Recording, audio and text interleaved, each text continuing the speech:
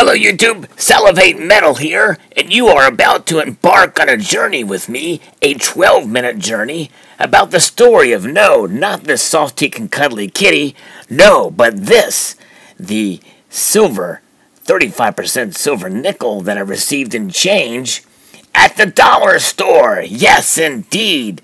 And we're going to spend 12 minutes talking about that transaction and about this very nickel. And why? Because I want to see if I can do it, if I can make a 12-minute video about this nickel. And so therefore, I shall do it even if it annoys the Soft-Teak and Cuddly Kitty Part 2, the sequel.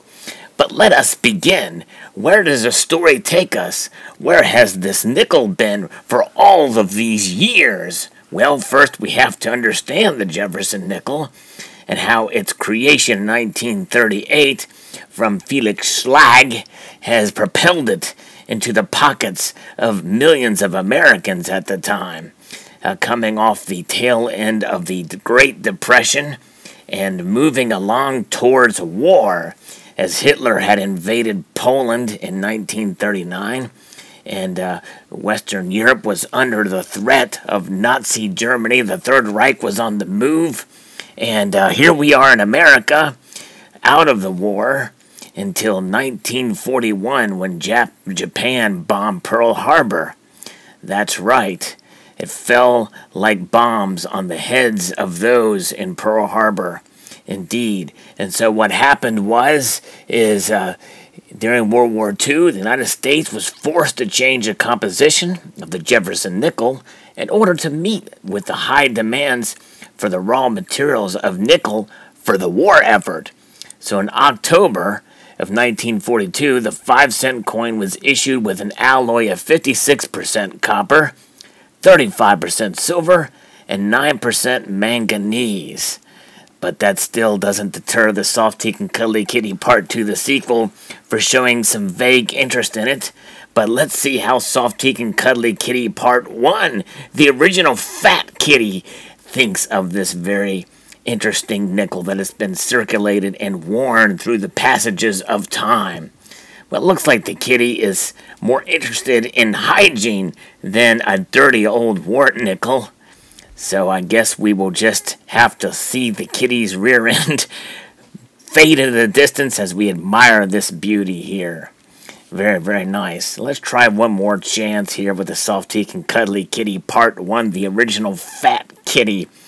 The Soft-Teak and Cuddly Panda. That's right. The original panda.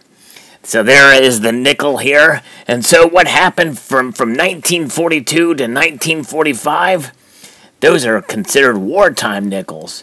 And if you can't tell by the slight color differences, you can tell by the mint marks on the reverse of the piece, which we'll take a look at here later. But first, let's admire this sleepy, Soft-Teak and Cuddly Kitty.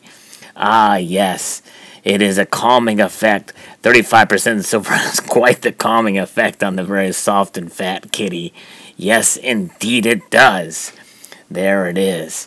A beautiful wartime nickel that I received in change at the dollar store.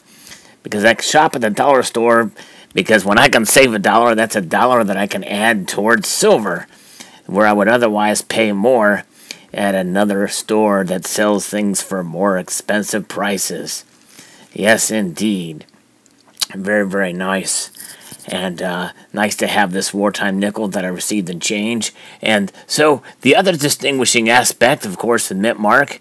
And so any of the letters S, D, or P that you see on the back of the coin that you see there, which is known as a reverse, you see that P atop the dome there. This is a 1943 P, and it has seen some circulation. It has seen some history indeed.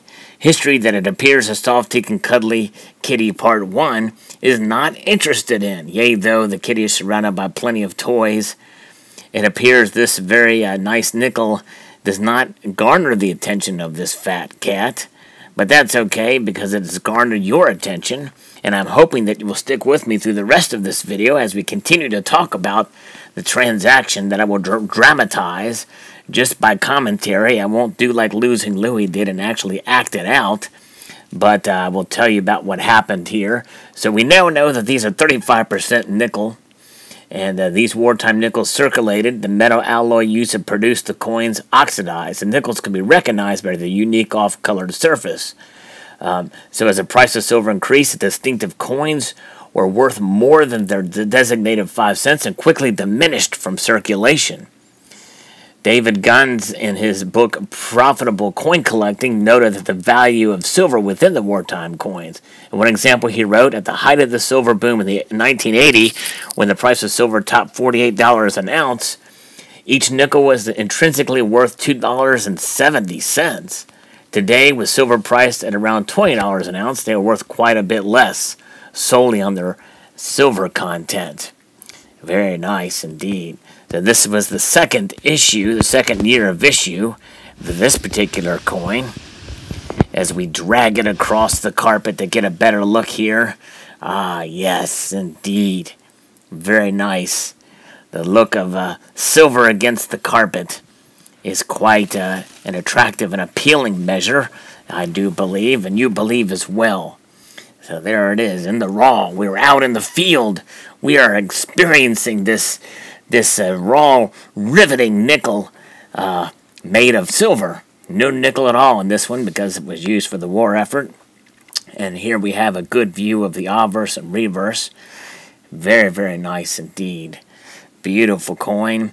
Nice circulation. So whose hands could this have passed through during the time from 1943 of its issuance? You know, when the war ended, well, there was a lot of growth in the country. The suburbia began to boom. A lot of subdivisions and houses formed in the outskirts. Automobiles were being more widely used. Television was becoming much more popular. They really were the happy days of the 1950s, and my guess this nickel circulated during that time. And many transactions as the economic boom had continued through the 1950s. And so my guess is the majority of its circulation occurred during that time, passing from hand to hand, wearing in people's pockets against their keys and against other things. And so this nickel has many stories to tell since its inception in 1943 through wartime and peacetime efforts. Yes, indeed. Very, very nice. And so, yes, quite fascinating indeed. In 1946, the United States changed back to the nickel comprising of 25% nickel and 75% copper. And but this silver one here is sitting on the sill of the window next to the Soft-Teak and Cuddly Kitty Part 2, the sequel again. And perhaps this kitty is showing a slight bit more interest in the piece, which is very nice. The mood of the kitty has shifted towards intrigue because the kitty, like many of you, are wondering, well, how, Sal, and you can call me Salavate for short, how did you get this nickel? How did it happen? Tell us about the intriguing transaction at the dollar store. Well, if I would have told you that story at the very beginning, you would not be where you are at right now in this video, learning about this transaction. And by the way, that transaction could have, me telling you about that transaction probably could take a total amount of 30 seconds, but I'm going to milk this for all it's worth because I need to make this a 12-minute long video.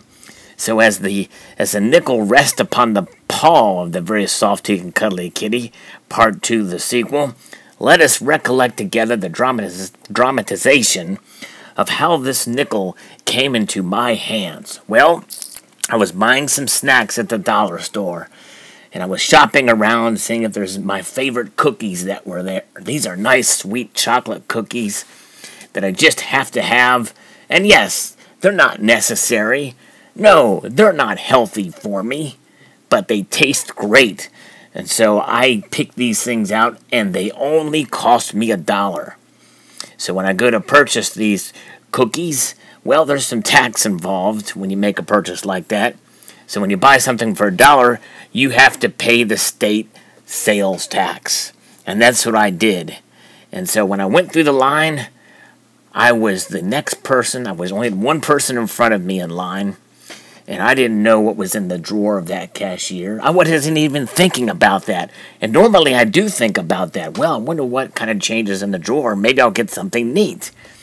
You know, will it be the obverse or reverse of something such as this very nice, worn silver nickel that is sent through the passages of time up and through 2017, and then it was my turn. In a normal transaction, we exchanged pleasantries with the cashier at hand. I don't remember exactly what was mentioned, so therefore I cannot recount the conversations. But I did notice in the drawer that nickel, and I knew what it was. And I didn't want to be rude, so I didn't ask for it, but I wanted to see if by some chance, if by some fate, perhaps the cashier would pick that nickel out among with the quarters and the dimes and the cents. Well, it happened. Yes, it happened. So I received this coin in my change. It was in my possession. And if I would have taken it to the coin shop and sell it, well, I would have gotten those cookies for under $1, wouldn't I have? Very nice. Yes, indeed. And so that recounts my story of how I acquired this very lovely wartime nickel from 1942 for 1943 Philadelphia Mint. There it is, right there before your eyes, along with the Softy and Cuddly Kitty Part 2, the sequel. And even the Softy and Cuddly Kitty Part 1 got a little bit of the wartime nickel action as well. So I hope you enjoyed this video. Every second of this video was important to tell the story of this nickel. All 12 minutes worth. So I'd like to extend the multitude of gratitude you all for watching and encourage you to please rate, comment, and subscribe.